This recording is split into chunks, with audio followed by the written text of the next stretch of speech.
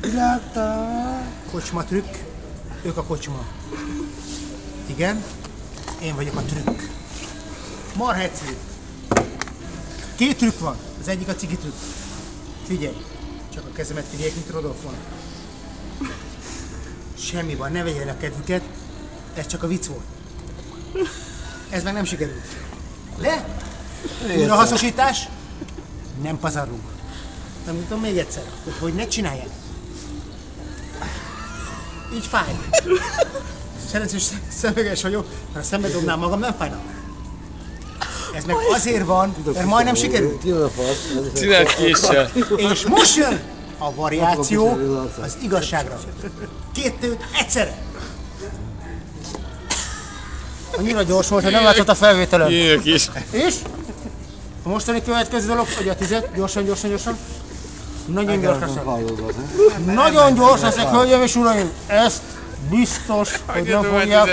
Nagyon kérem, hogy ne csinálják utánam. Nincs tüzem. Ez annyira hülye.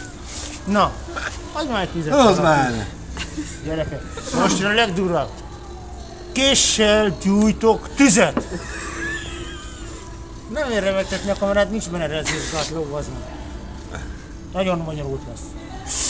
Ugye folyik a nyálam az a baj, ez nyár lesz a cím. Most ügyeljetek. Annyira gyors leszek. Tök felesleges kilassítani.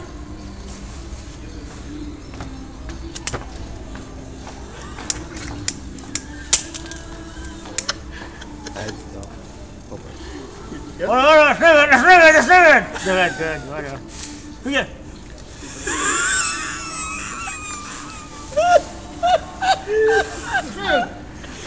Köszönöm! Táncolja még. És most! És táncolja még. Eljárom a készletet. Meghaltok! Aki nem hall, az meghaltok! Annyira kény vagyok, hogy kihaltatszik a számból.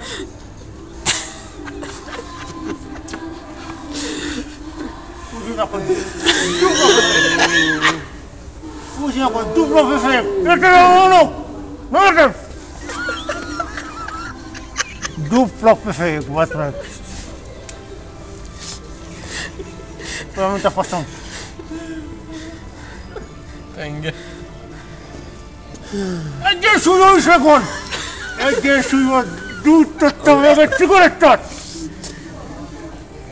Ez igazi késő. Kommandós. Hagyj menjen, hagyj szaladjon. Ne halak, kommandós cigi. Kommandós cigi, ha kell felrugom az asztalt. Sziasztok! Felkérlek benneteket, hogy ne utánozzátok. Halálos cigizés késsel.